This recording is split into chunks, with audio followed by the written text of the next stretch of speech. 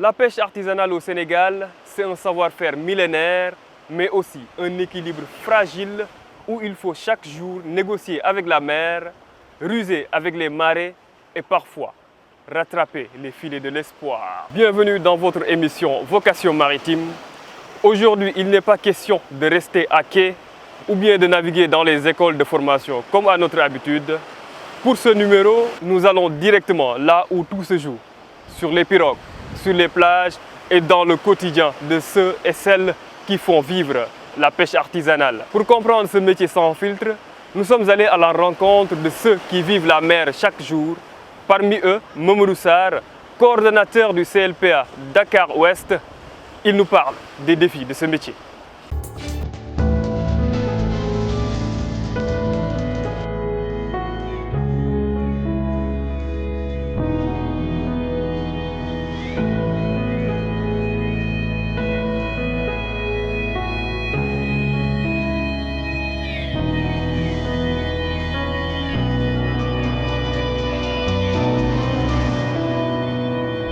Est-ce que le métier de pêcheur nourrit son homme aujourd'hui? Et combien gagnez-vous en moyenne par jour? Là, je vous dirais oui et non. Pourquoi moi, l'âge avancé que j'ai, ça veut dire que j'ai plus de 60 ans. Alors j'ai vécu l'abondance. L'abondance, ça veut dire que de mon lit, de ma maison, je pouvais dire, je vais pêcher tel type de poisson. Tu vois, actuellement, ce n'est plus possible. Parce que dans le temps, tu vois, il y avait plus de poissons. Alors le poisson ne coûtait presque plus rien du tout. Il n'y avait pas de prix. Comme sur le tchof, je peux décider ce poisson-là. Dans le temps, le tchof, tu l'avais à 700, 1500. Et maintenant, le tchof, c'est le kilo qui coûte 2 000, 3 000, 4 000, ça peut aller jusqu'à 2 000. Il faut aller aujourd'hui prendre beaucoup de poissons et rester au moins sans investir. Ou bien ramener des miettes qui suffiront juste pour les dépenses ou bien les frais d'essence et d'appât. Dans le temps, c'était des recettes de 75 000, 100 000 par jour, mais dans une pirogue remplie. Mais maintenant, si tu tombes, par exemple, dans le banc, ou bien que tu as un coup de chance où tu prends quelques pièces, tu arrives à faire plus de 100 000. Parce que si on te dit que maintenant, le caseau de Yaboy, vous connaissez les bacs en polyester, le caseau de Yaboy peut coûter jusqu'à 25 000, 30 000. Alors dans le temps, c'était 700 000. Alors si tu tombes sur un banc, avec un coup de chance, tu en prends une dizaine, une quinzaine, tu vois l'équivalence, côté prix, tu vois, c'est un peu équivalent à ce qui s'est passé avant. Alors le pêcheur, il peut gagner, il peut rester très longtemps à ne pas gagner, parce que le poisson n'est plus là. Quelles sont les principales menaces environnementales qui pèsent actuellement sur les ressources halieutiques? Il pleut en abondance pendant 2-3 jours, il s'arrête pendant 2 mois, c'est pas régulier. Il y a la chaleur qui est là, des vagues de chaleur comme ils le disent, donc des vagues de froid. Qu'est-ce qui se passe? Qu'est-ce qu'on en fait? On nous parle de, c'est les scientifiques, ils parlent de l'effet de serre, et des fois ils nous parlent d'acidification. On a voulu se développer, alors donc les pays de grands progrès, vous savez, entendu maintenant, ils parlent de ne pas employer certains types de carbures, des trucs comme ça, parce que eux, c'est avec ça qu'ils se sont développés, mais maintenant, ils veulent nous le priver. Donc dans ce domaine-là, vous voyez, avec le changement climatique, peut-être il y a des effets, mais il y a la main de l'homme. Qu'est-ce qu'il faut faire? Alors, on nous dit adaptation. Moi, je ne suis pas d'accord. Je dis qu'il faut changer de comportement. Parce que c'est nous. Qu'est-ce que tu as favorisé? Mais il faut retourner la tendance pour vraiment avoir une bonne gestion. Si on ne retourne pas la tendance, on va continuer, on s'adapte, on est là, on ne fait rien, alors on subit. Alors en subissant, donc la nature continue son parcours. Hein. La pêche est en train de disparaître. Je vous dis, si on ne fait rien, notre pêche, notre métier va disparaître. Dans quelle mesure la concurrence des chalutiers industriels, souvent étrangers, affecte-t-elle vos revenus et la sécurité alimentaire des communautés de pêche artisanale? Et ça d'abord, je vous dis, j'ai pêché de mes parents qui habitent à Tamba, à Fongolombi. Ils ne vont plus manger du poisson. Qu'est-ce qui se passe? Parce qu'il y a moins de poissons. Cette concurrence-là, ça a perduré. Si je vous dis que depuis l'indépendance, les bateaux sont là. Et sur les bateaux, chaque bateau par exemple, ou bien chaque flotte ils doivent avoir une licence sur tel type de pêche. Alors, arrivé en mer, tu prends du poisson, le poisson c'est des populations. Alors tu ne peux pas dire que je vais pêcher des crevettes et avoir des crevettes juste dans une même zone. Ce n'est pas possible. Alors que font les bateaux? Les bateaux, ils vont racler tout ce qui se passe. C'est les poissons, c'est les crevettes et tout ensemble. Et d'autres variétés beaucoup plus nombreuses. Et comme ils ont la licence que sur la crevette, ils vont prélever les crevettes et rejeter tout le reste. Ça, je vous dis que ça a perduré. Alors donc, c'est une concurrence qui est là, déloyale. Le pêcheur, par exemple, ne rejette pas de poissons. Tous les prises, par exemple, que le pêcheur artisanal fait en mer, il le ramène à bon port pour le vendre. Soit c'est du poisson consommé par le citoyen ou bien les populations du Sénégal, ou bien on le fait transformer avec les sites de transformation qui existaient un peu partout. Même maintenant, je vous dis que les sites de transformation sont en train de disparaître. Pourquoi? Il n'y a plus de matière première. En quoi l'exploitation du pétrole en mer influence-t-elle les zones de pêche artisanale? Le pétrole est apparu en mer. Ce que tu viens de me demander là, c'est des coins de pêche. Le site, par exemple, de Saint-Louis, c'est un endroit idéal. C'est le trésor des Saint-Louisiens. À Saint-Louis, ce coin-là s'appelle Diatara. Et Diatara, c'est le coin idéal pour la pêche à la palangrotte, à la traîne. Parce que c'est une zone où vraiment les poissons se retrouvent. C'est une zone de frayeur. Alors qu'est-ce qui s'est passé? Ils ont installé la plateforme à ce niveau-là. Alors qu'est-ce qu'il faut faire? Tout au début, il y avait des promesses. Parce que les pêcheurs les ont dit, si vous installez ça, si le pétrole est apparu à cet endroit, il faut faire des récifs artificiels pour que le poisson, au moins qui se déplace, nous n'allons pas nous approcher de ces plateformes-là. Mais ça n'a pas été respecté. Ça, je vous le dis. Hein. Ça, je vous le dis, ça n'a pas été respecté. Quand tu parles avec les scientifiques et autres, ils te disent, oui, on a fait les études, alors ils ont choisi des endroits qui ne sont pas appropriés, gna gna gna gna gna. Bon, c'est eux, c'est leur façon de faire. Et ce n'est pas respectueux. C'est de l'injustice aussi. Mais quand vous venez sur la plateforme qui est au niveau en face de Saint-Louis, en face de Dakar, c'est beaucoup plus loin. C'est à 100 km par exemple, si tu quittes Ouakam par exemple. Alors, à ce niveau, on ne peut pas se mettre à l'ancre. Qu'est-ce qui se passe? Un récif artificiel ou un DCP, dispositif de concentration de poissons, ça permet aux poissons de se regrouper tout autour. Parce qu'ils sont en abri. Pourquoi il y a les petits et les grands mangent sur les petits? Il y a de la lumière, la nuit. Le poisson, il est attiré par la lumière. Et nous avons proposé pour que nous mettions d'autres DCP à 4-5 km de ces plateformes pour que vraiment le poisson puisse venir là-bas et que les pêcheurs ne vont pas jusqu'aux plateformes. Mais ce qui se passe, on a demandé aussi commander un pourcentage. On n'a pas dit de mettre à chaque pêcheur, par exemple, de lui donner de l'argent, mais par exemple, d'avoir un pourcentage qui est là en cas de sinistre. Vous avez parlé tantôt de changement climatique. Il y a des intempéries, il y a des dégâts chaque année presque. Alors sur ça, c'est des catastrophes naturelles. Alors on pourra peut-être subvenir aux besoins ou bien atténuer la souffrance des acteurs sur ce pourcentage qui est affiché quelque part. Beaucoup de jeunes pêcheurs prennent aujourd'hui la mer, non plus pour pêcher, mais pour migrer. Quelles sont les causes profondes qui poussent ces jeunes-là à risquer leur vie? Tout ce qu'on vient de dire, c'est ce qui nous a amené à cette immigration irrégulière. Pourquoi il n'y a plus de poissons? Moi, par exemple, je ne vais pas migrer. Pourquoi? Parce que j'ai trouvé l'abondance. Dieu a fait que je suis marié, j'ai des enfants, j'ai une maison. Mais la génération qui suit après n'ont rien. Parce qu'il n'y a plus de poissons.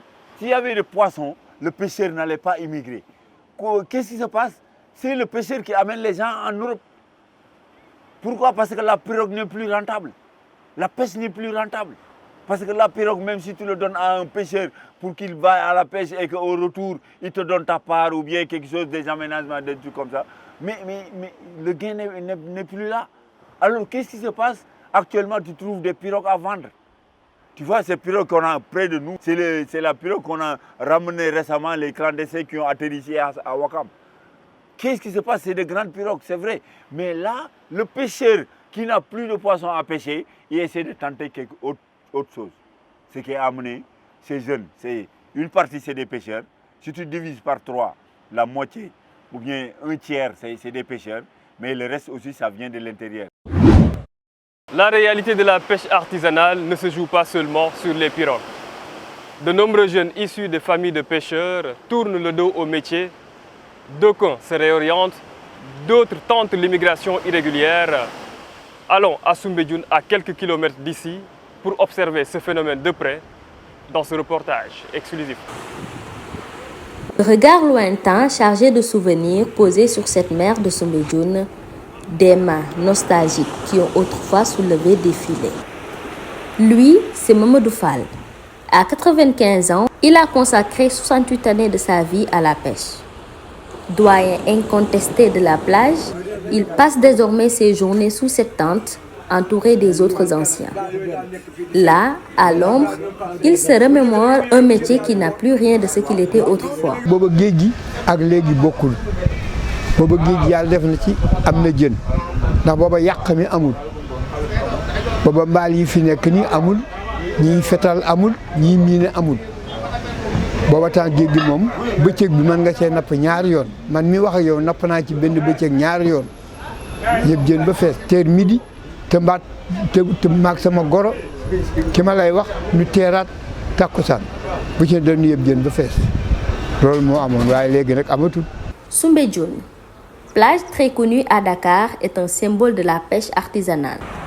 Mais ce n'est pas la seule activité qui rythme le quotidien. Juste à côté des pêcheurs, d'autres professionnels travaillent. Les charpentiers.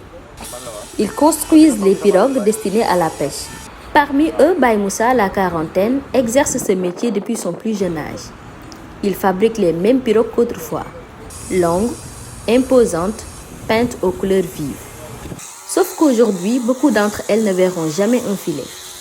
Elles partiront de nuit, chargées de rêves vers l'Europe. léegi day mbaali ba si yàgg ñu yab si ay bagages jënd woo ay nit ñu fayloo leen yab leen ko yóbbu maanaam du gaal moom dañ koy defar spécial pour Espagne ngay def gaal bi dañ koy defar pour dem géej mu rëcc nag dem Espagne parce que gaalu Espagne bi njëkk a teer jóge Sénégal jóge Mauritanie sax laa bëgg a wax gaal gu ndaw la du gaal gu mag ay 5 personnes ñoo si nekkoon ñoom ñoo njëkk a trouvé yoon bi.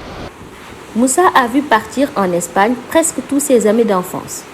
Ceux qui juraient enfants qu'ils deviendraient de grands pêcheurs comme leur père. Pour lui, la raison de cette vague de départ est claire. ba géej gi après dafa métti da ngay gis koo xam ne day am gaalam am moteur am di dem géej gi ñëw du mën maanaam satisfaire ay famille moo waral ñuy dugg si gaal yi ne ñoom la dañuy dem te clandestin maanaam nit ki moo bëgg mooy tëb ne moom dafa bëgg def clandestin. À Soumbédioune, chaque nouvelle pirogue porte désormais une part d'incertitude. Demain, Baye Moussa achèvera la fabrication d'une nouvelle embarcation. Nul ne sait si elle restera ici à quelques mètres du rivage pour perpétuer un métier qui s'efface, ou si, une nuit, elle s'élancera vers l'Europe chargée d'espoir et de départ silencieux. Lorsque les poissons sont rares et que la mer devient imprévisible, c'est tout un équilibre qui vacille. Consciente de cette urgence, l'association Diapo Océan a organisé un atelier d'échange pour discuter ensemble des impacts des changements climatiques sur la pêche artisanale. On vous y amène. L'association Diapo Océan a organisé une journée d'échange sur les impacts du changement climatique dans la pêche artisanale au Sénégal, afin d'identifier des pistes de solutions. On a organisé cette journée pour essayer d'organiser un environnement de partage, de savoir-faire, toujours dans un cadre de résilience contre les impacts du changement climatique dans le sous-secteur de la pêche artisanale. C'est-à-dire cette journée a pour objectif en fait de regrouper des scientifiques, des acteurs communautaires, des activistes de l'environnement, des pêcheurs pour ensemble essayer de voir des solutions pour ou bien des mesures d'adaptation face aux impacts du changement climatique. Selon les experts présents, l'excès de chaleur généré par les activités humaines est renforcé par l'effet de serre et absorbé par les océans. Cela entraîne une baisse de l'oxygène dans l'eau et pousse les poissons à fuir vers d'autres zones. La solution, d'après les acteurs, c'est la création de récifs artificiels en mer. Dans les changements climatiques, il y a les habitats naturels qui sont dégradés, qui sont touchés. Et pour restaurer ces habitats naturels, il faut, selon moi, ce qu'on a eu comme politique au niveau de la DGFM, c'était de remplacer ces habitats naturels touchés par des récifs artificiels. Même pour les coraux, il faut les protéger. Et ces récifs artificiels ne doivent pas, comme on avait l'habitude de le faire, immerger des carcasses de véhicules, des carcasses de bateaux, tout ça, ça va amplifier l'acidification des océans. Parce que vous avez du fer dans l'océan qui est salé.